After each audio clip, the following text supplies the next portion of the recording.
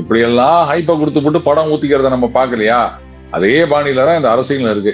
Cinema மாதிரியே இதுவும் ஊத்திக்க போகுது. இவ்வளவுதான் என்னால சொல்ல முடியும். ஏன்னா ஒரு அளவுக்கு மேல அது ஒண்ணு இல்லாம போயிடும்.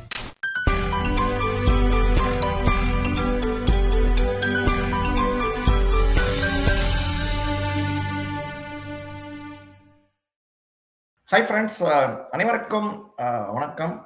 நம்ம சார்பாகவும் நம்ம சேனல் சார்பாகவும் நம்ம again we welcome daily punch Arun அவர்கள் நியூ இயர்ல. வணக்கம் வணக்கம் வணக்கம். ஸோ சார், முதலே நிகழ்ச்சிக்கு ஆரம்பிச்சிடலாம் சார்.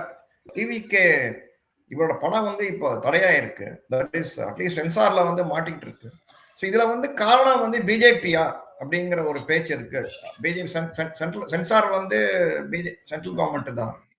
ஸோ இது பிஜேபி தடுக்கிறாங்களா அப்படிங்கிற ஒரு குற்றச்சாட்டம் இருக்கு. பட் உங்க பார்வை என்ன சார் இதுல? அதாவது சுவாமி, ஏற்கனவே இந்த மாதிரி எல்லாம் படத்தை எதிர்த்து ஏதாவது பேசினாலோ இல்ல தடை பண்ணாலோ அதை வச்சே இவங்க படத்தை ஓட்டிடுவாங்க அப்படிங்கறத மெர்சல் விஷயத்திலேயே பாஜக தெரிஞ்சுக்கிறாங்க.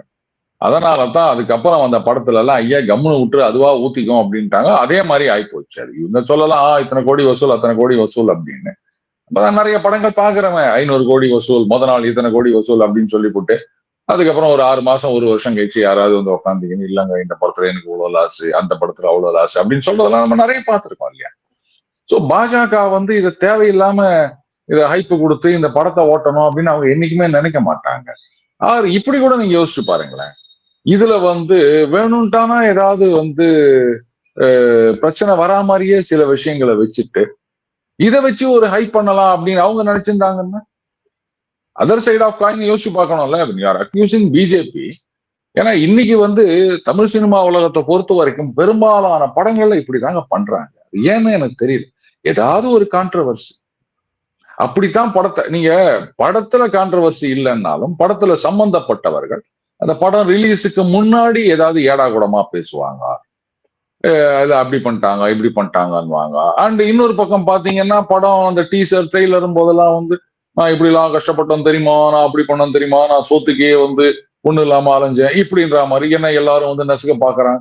யாரையா நசுக்க பாக்குறாங்க? இத்தனை வருஷமா சினிமால நடிச்சுக்கிறீங்க, உலக படத்துல ஹீரோவா நடிச்சுக்கிறீங்க, இல்ல ஹீரோயினா நடிச்சுக்கிறீங்க, கோடி கோடியா சம்பாதிச்சு வச்சுக்கிறீங்க. இப்ப படம் ரிலீஸ் ஆகுறதுக்கு முன்னாடி என்ன எல்லாம் நசுக்க பாக்குறாங்க, என்ன அடிக்க பாக்குறாங்க, உதைக்க பாக்குறாங்கன்னா இதெல்லாம் நம்புற மாதிரியா இருக்குது.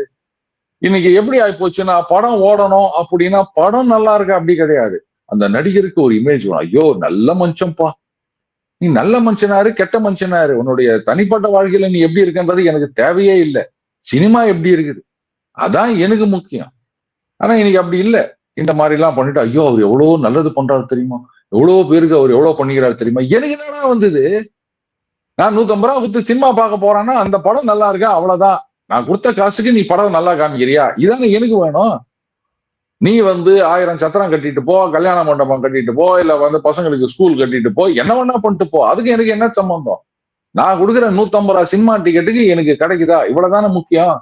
இந்த வீடியோ உங்களுக்கு பிடிச்சா லைக் பண்ணுங்க, ஷேர் பண்ணுங்க, சப்ஸ்கிரைப் பண்ணுங்க, பிளஸ் கட்டாயமா பெல் பட்டனை அமுக்குங்க. சோ இப்படிதான் பண்ணிட்டு இருக்காங்க. அதனால இப்படி யோசிச்சு பாருங்களா, நம்ம டெமோக்ரஸியை மறுபடியும் ஒரு தடவை பாருங்க, தெரியும். அந்த சீஃப் செக்ரட்டரி கேட்பான், அந்த சிஎம் கேட்பாரு, என்ன ஏதாவது படம் ரிலீஸ் ஆகுது போது சீஃப் செக்ரட்டரி சொல்லுவாங்க, ஆமா சார் புதுசா ஒரு படம் ரிலீஸ் ஆகுது, வரிசையா 4 படம் ஊத்திச்சு, அதனால அவங்க சப்போர்ட்டை கேட்க வந்துக்கிறாரு போல இது அப்படின்னும் போது அந்த சிஎம் சொல்லுவாரு, பிரச்சனை பண்றதுக்காக வந்திருக்கான். என்ன சார் சொல்றீங்க, அப்பதான் படம் ஓடும், உனக்கு தெரியாது, நீ போய் அவனை உள்ள அனுப்பு அப்படின்வாரு. சோ ஏதாவது பிரச்சனையோட தான் படம் அப்படின்றது ஒரு டெம்ப்ளேட்டாவே ஆயிப்போச்சு சுவாமி.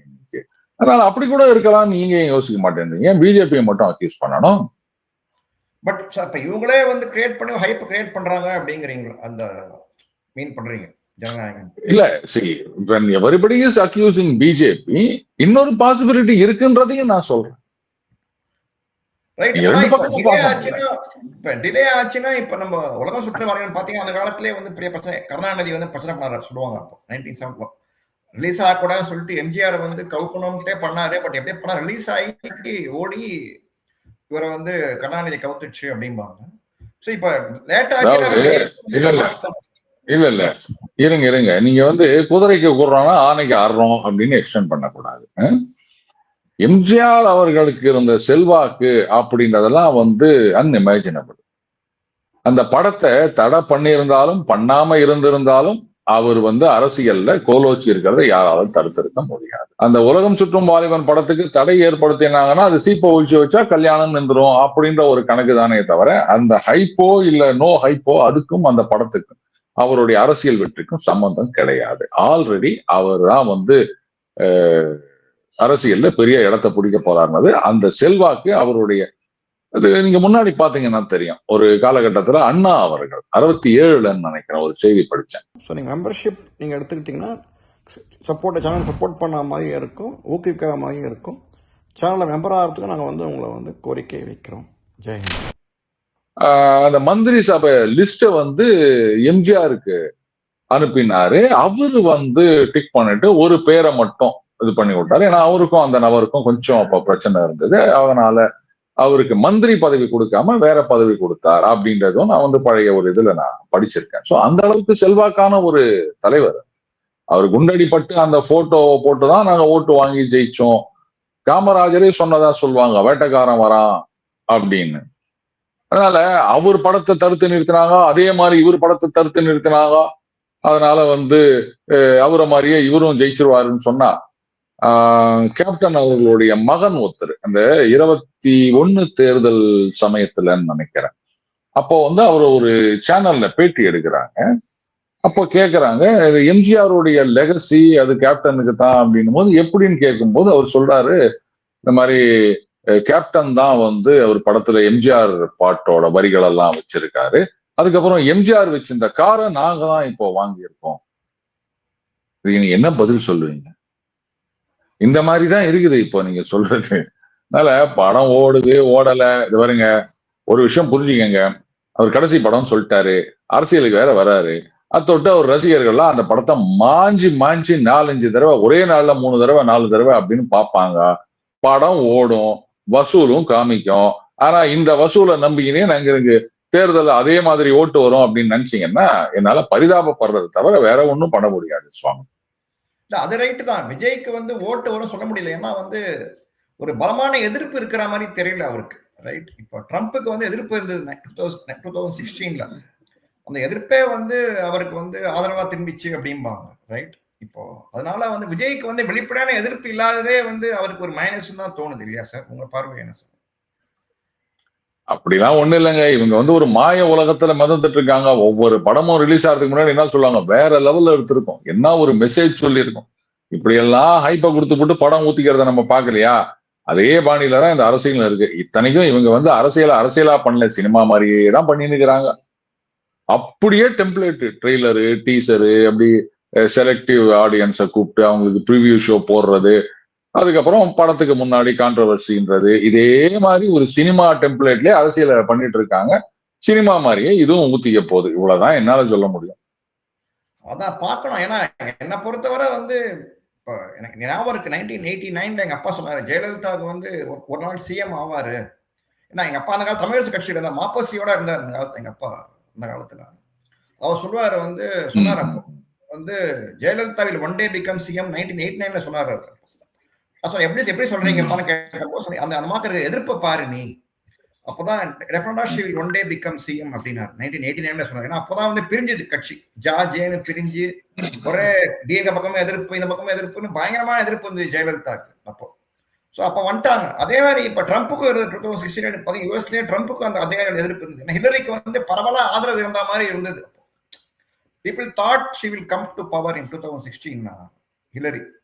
அதாவது விஜய்க்கு வந்து பார்த்தீங்கன்னா ஆதரவு இருக்கிற மாதிரி இருக்கு. என்னமோ அதான் டவுட்டா இருக்கு எனக்கு. அவருக்கு எதிர்ப்பு ஓட்டு இல்லாதனாலே வந்து விஜய்க்கு அவருக்கு ஓட்டு எவ்வளவு கிடைக்குங்கிறதே வந்து ஒரு டவுட்டா தான் இருக்கு. ரைட். அதுதான் நம்ம தட்ஸ் வாட் மை கெஸ்.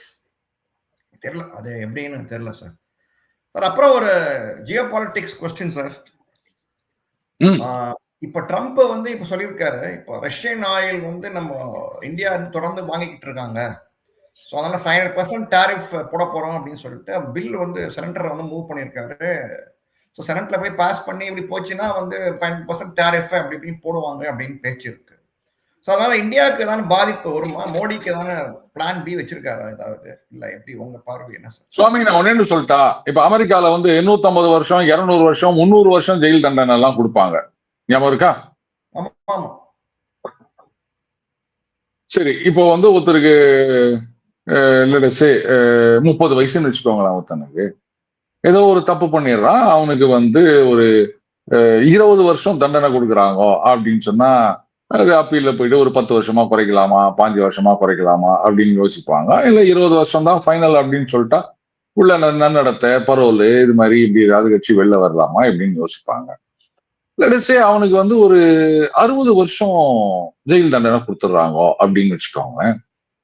அது 60 வருஷம் ஃபைனல்ப்பா, அது மேல நீ வெளில வர முடியாதுன்னும் போது அப்ப அவன் ரிலீஸ் ஆனோம்னா 90 வயசு ஆயிரும், ரைட்? இப்ப என்ன பண்றாங்க, அதுக்கப்புறமா இன்னொன்னு கண்டுபிடிச்சு இந்தா போடு இன்னொரு 20 வருஷம். என்ன 20 வருஷம் தானே, ஏன் இன்னொரு 30 வருஷம் போட்டுக்க, ஏன் 100 வருஷம் தான் போட்டுக்க, 60 பிளஸ் ஒரு 100 இல்ல ரவுண்டா 60 பிளஸ் 140 வருஷம் 200 ரவுண்டா போடு, இப்படிதானே சொல்லுவான் அவன். ஏன்னா ஒரு அளவுக்கு மேல அது வந்து ஒண்ணு இல்லாம போயிடும். 50% அப்படின்னும் போது we have started diversifying. அதெல்லாம் ஞாபகம் வச்சுக்கணும். நம்மளுடைய எக்ஸ்போர்ட் யூஎஸ்க்கு அப்படின்னு பாத்தீங்கன்னா அதுல அரௌண்ட் 20% வந்து ஃபார்மா, அதுக்கப்புறம் ஒரு சில அந்த எலக்ட்ரானிக் குட் சம்திங் அதுக்கும் வந்து இதுல இருந்து எக்ஸம்ஷன் கொடுத்திருக்காரு. இப்ப பாத்தீங்கன்னா அந்த பர்னிச்சர், மாடுலர் கிச்சன் இந்த மாதிரி ஐட்டங்களுக்கு 1 வருஷம் தள்ளி வச்சிருக்காரு டாக்ஸ். நாம எதுவுமே கேட்கல, அவரா தள்ளி வச்சிட்டாரு. சோ அது ஒரு 1 பில்லியன்.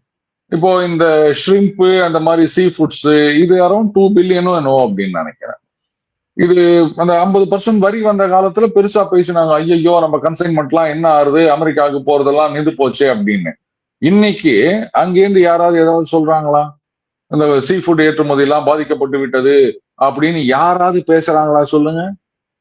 ஏன்னா நாம வந்து இந்த பக்கம் அந்த கன்சைன்மெண்ட் அப்படியே சீனா, ஜப்பான், ரஷ்யா அப்படின்னு டைவர்சிஃபை பண்ணி போட்டோம். இப்போ சமீபத்துல புட்டின் வந்துட்டு போன பிறகு ரஷ்யால வந்து நம்ம இந்தியால இருந்து இந்த சீ ஃபுட்டுக்கு சில பேரை அப்ரூவ் பண்ணிட்டு போயிருக்காங்க ஏற்றுமதிக்குன்னு சொல்லிட்டு. அதே மாதிரிதான் டெக்ஸ்டைல்ஸ். இப்போ அந்த யூரோப்பியன் யூனியனோட அந்த ஃப்ரீ ட்ரேட் அக்ரிமெண்ட் அதெல்லாம் போயிட்டு இருக்கு இல்லையா? சோ நம்ம ஸ்லோலி டைவர்சிஃபை பண்ணிட்டோம். அதனால வந்து பெரிய கடியெல்லாம் ஒன்றும் கிடையாது.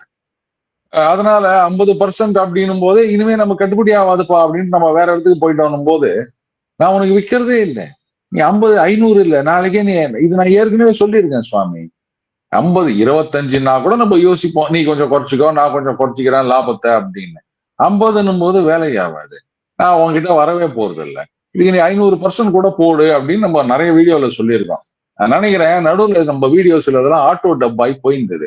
அந்த ஒயிட் ஹவுஸ்ல யாரோ பார்த்துட்டு 500 போட்டாங்க போல. இது நான் இப்ப சொல்றேன் 5000% கூட போடு, எங்களுக்கு என்ன வந்தது? நான் வித்தாதானே வந்து பிரச்சனை, டாக்ஸுக்கு யாரு கட்டுவா, நீ குறைக்கிறியா நான் குறைக்கிறியான்னு. நான் உன் பக்கமே வரப்போறது இல்லைல்ல, எனக்கு உனக்கு சங்காந்தமே இல்லை. நாங்கெல்லாம் வேற எங்கேயோ வித்துட்டு போறோம், எங்களுக்கு எல்லாம் ஒன்னும் பிரச்சனை கிடையாது. உன் வேலையை நீ பார்த்துட்டு போ, அவ்வளவுதான். இதெல்லாம் சும்மாங்க. அவர் வந்து மோடி என்கிட்ட போன் பண்ணி பேசணும் வெக்கமா இல்ல இதெல்லாம். அது ரைட். இல்ல மோடி பொறுத்தவரை வந்து ஜியோடய பேசலையா அவர்? இப்ப அந்த இது கால்வானுக்கு அப்புறமாவே ஜி கூடயே பேசலையா அவர்? ரைட். கடைசியில வந்து 5 வருஷம் கழிச்சுதான் அதை மெட் இல்லையா? நேர்ல போய் பார்த்தாங்க அப்படின்னா வந்து it's going to have different dynamics இல்லையா? சோ அது அதனால இவன் வந்து ஒரு சரியான என்ன சொல்றது பவர் ஸ்டாருக்கு மேல இருக்காருங்க அவங்களால. அதாவது பாருங்க, சைனா, ரஷ்யா அவங்க எல்லாம் வந்து இப்ப அமெரிக்காவுக்கு பார்த்து பயப்படுறாங்கன்னா ஒரே காரணம் டிஜேடினா என்ன தெரியுமா? Donald J Trump. நீயே சொல்லிக்கிறதா இத்த அசிங்கமா இல்ல? கேட்டா சொல்ல நான் என்ன பண்றது, வேற யாரும் சொல்றது இல்ல, அதனால நானே சொல்றேன். பாருங்க 8 சண்டையை நிறுத்திருக்கேன், ஒரு சண்டைக்கு ஒரு பரிசுனா கூட 8 நோபல் கொடுக்கணும் அப்படின்றாரு. இந்த ஃபாக்ஸ் நியூஸ்ல அவர் கேட்கிறாரு, நாங்க அந்த மச்சாடோ அவங்க வந்து ஏற்கனவே உங்களுக்கு டெடிகேட் பண்ணாங்க, இப்போ வந்து நீங்க we have liberated my country, அதனால வந்து அந்த நோபல் பரிசு உங்களுக்கு கொடுக்க போறேன்னு சொல்றாங்க. கொடுக்கட்டும் அப்படின்னு கொடுத்தா அதை வாங்கிக்கணும், ஒரு போட்டோக்கு போஸ்ட் கொடுத்துட்டு எனக்கு தான் நோபல் அப்படின்னு சொன்னாலும் ஆச்சரியப்படுறதுக்கு இல்லை. இந்த ஆளெல்லாம் ஒரு மனுஷன் நினைச்சு நீங்க கேள்வி கேட்டுக்கிறீங்க. இல்ல தெரியல, அவங்க நிறைய இது இருக்கு பேக்ரவுண்ட். நீ சொல்ற மாதிரி இந்த பிக் ஃபார்மா அவங்களோட அந்த லாபி இருக்கு இல்ல சார், எல்லாமே வந்து பிரசிடென்ட்டா வராங்க, then they are get stuck into the big lobbies, right? So அவன் பிரகாரம் இவங்க டான்ஸ் ஆடி தான் ஆகணும். இப்போ that's what I see. But இப்போ ரஷ்யா நிறுத்துற மாதிரியே தெரியல சார். சண்டையை வந்து ஆல்ரெடி தேவ் ஆக்கிபைடியா. இன்னும் என்ன வேற என்ன ரஷ்யா எதிர்பார்க்கறாங்க இந்த சண்டையில? இன்னும் அவங்க பாருங்க, ரஷ்யா எதிர்பார்க்கறது அப்படின்றத விட ட்ரம்ப் வந்து இந்த பக்கம் லெப்ட்ல சிக்னல் போட்டு ரைட்ல கை அமைச்சு நேரா போய் நிற்கிறாரு. உக்ரைன்ல சண்டையை நிறுத்துறேன் கான்சென்ட்ரேட் பண்ற மாதிரி காமிச்சிட்டு ரஷ்யாவுக்கு வந்து பாருங்க இன்னும் 20% அவங்களுக்கு இலவச இணைப்பா கொடுக்க சொல்றேன்னு சொல்லிட்டு இப்ப வெனிசுவேலா மேல அட்டாக் ஆரம்பிச்சிட்டு இருக்காரு அவர். ரைட்டு. அதனாலதான் ரஷ்யா பாத்தீங்கன்னா இப்போ அந்த லாஸ்ட் 1 வீக்ல, அதுவும் நேத்து இன்னைக்கு இந்த ஓரஷ்னிக் வச்சு ஒரே அடி அடிச்சிருக்காங்க. அவங்க புரிஞ்சுட்டாங்க இந்த ஆள் இது மாதிரிதான் ஏமாத்திட்டு இருப்பான் அப்படின்னு. ரைட்டு. நீ வந்து சவுத் அமெரிக்கா உன்னுடைய ஜோன் அப்படின்னா இது என்னுடைய ஜோன், யாரும் இந்த பக்கம் வர முடியாது. நீ என்ன 20% எனக்கு கொடுக்குறது, நானே எடுத்துக்கிறேன் 20%, பாத்துக்கலாம் அப்படின்ட்டு. ஏன்னா நோவாகிராட் அந்த புட்டினோடைய ரெசிடென்ஸ் இருக்க ஏரியால அவங்க இது பண்ணாங்க. இல்ல அதுக்கு பதில் அடிக்கு போட்டு செம அடி. ஒரஷ்னிக்லாம் வந்து சான்ஸே கிடையாது, போட்டு துவம்சம் பண்ணிட்டு இருக்காங்க. ஸோ புட்டினை பொறுத்த வரைக்கும் அது வேற. சண்டையை நிறுத்தினோமா ஓகே, எங்க டேர்ம்ஸுக்கு நீங்க வந்தீங்கன்னா நாங்க நிறுத்துறோம், இல்லைன்னா சண்டையை போட்டுனே இருக்கோம், எங்களுக்கு ஒன்றும் பிரச்சனை கிடையாது. என்கிட்ட ஆயில் வாங்குறத நீ தடுத்து நிறுத்தணும் அப்படின்னு நினைக்கிறியா? என்னதான் நீ பண்ணு, நான் பாத்துருவேன் அதிகம் தான் அப்படின்னு இருக்காரு. அந்த கேம் பிளான் இவர் புரியல. சும்மா நம்ம மிரட்டணும் அப்படின்னா எல்லாம் பயந்துருவாங்கன்னு நினைச்சு நிற்கிறாரு. நீ எல்லாம் வந்து சிரிப்பு போலீஸ் மாதிரி சிரிப்பு தாதாடா அப்படின்றத யாராவது ஒருத்தர் அவங்க கிட்ட சொல்லணும். பட் கூட இருக்க எல்லாமே உட்காந்து ஜிங்கு சாக்கு அடிச்சுக்கின்னு ஆரம்பமே அது ரெடி, அருமையான சரவெடி அப்படின்னு அண்டா குண்டாக்கு மேல இந்த குதிரை கவுத்து போட்டு தாளம் போடுற மாதிரி அங்க ஒரு கும்பல் கூத்தச்சு நிக்குது. யூரோப்பியன் யூனியன் இப்ப நொந்து நூலா போய் உட்காந்து நிக்கிறாங்க. இந்த மார்க்கோ ரூபியோ, பீட்டர் ஹெக்ஸெத்து என்ன ஃப்ராடு கவனிங்க. அந்த ஆளு அர்ஜென்டினாக்கு வந்து அந்த கரன்சி ஸ்வாப்பு, அதுக்கப்புறம் அது ஏதோ எமர்ஜென்சி ஏதோ ஒரு இது இருக்கு பவர்ஸ், அதுலதான் அந்த 20 பில்லியன் இது பண்ணிருக்காங்க கரன்சி மேனேஜ்மெண்ட். அது வந்து டாலருக்கு ஏதாவது பிரச்சனைனா, அர்ஜென்டைன் பெசோவுக்கு பிரச்சனைனா அதை கொடுக்கறதுக்கு எல்லாம் கிடையாது. இருந்தாலும் அடிச்சு விட்டாங்க. டோட்டலா மொத்தம் $40 பில்லியன். எதுக்காகன்னு தெரியுமா? ஏன் அர்ஜென்டினா சரிங்க அவரும் வந்து தலை வராம இருக்காரு, இவரும் அது மாதிரி இருக்காரு, அதனால அதெல்லாம் ஒரு பொருளங்காயம் கிடையாது. Real reason is Peter Hegseth வந்து அவர் அந்த ஃபண்ட் மேனேஜர்ஸா சில கம்பெனிஸ்ல இருந்திருக்காரு. ஜார்ஜ் சோரோஸோட உட்காந்து இந்த பிரிட்டன் அவங்கள அந்த பவுண்டு ஷார்ட் அடிச்சு கவுத்தவர் அவரு தான். அந்த எக்ஸ்சேஞ்ச் ரேட் மெக்கானிசத்துல இருந்து வெளில தள்ளினதும் அவரு தான். அவங்க ஃப்ரெண்ட்ஸ் எல்லாம் அந்த அவங்களுடைய ஃபண்ட்ஸ் எல்லாம் எக்ஸ்போஸ் டு அர்ஜென்டினா. அது நிறைய பெருசா அவர் சாதிச்சுட்டார் அப்படின்னு சொல்லிட்டு அங்க கொண்டு போயிட்டு கூச்சாங்க. இப்ப அங்க அந்த அடி வாங்குதுன்னு தெரிஞ்ச உடனே இவங்க இங்க லாஸ் இதை என்ன பண்றதுன்னு தெரியாததுனால அதை தூக்கி நிறுத்துறதுக்காக இந்த கரன்சி ஸ்வாப், என் ஃப்ரெண்டு கம்பெனி நாஸ்ல போகக்கூடாதுன்றதுக்காக அமெரிக்கன் டாக்ஸ் பேயர் மணியை தூக்கி வெளில விட்டுனுக்குறாங்க. இவங்க வந்து மத்த நாடுகள்ல கரப்ஷனு, இவர் வந்து நாட்டை கவனிக்கல அப்படின்னு சொல்லி நிற்கிறாரு. ஆனா இதை பத்தி பேசுறதுக்கு இன்னைக்கு அமெரிக்கால வந்து யாருக்கும் தைரியம் இல்லை. Thanks sir. Thanks for your time. Good night sir. Thank you Swami. Thank you very much.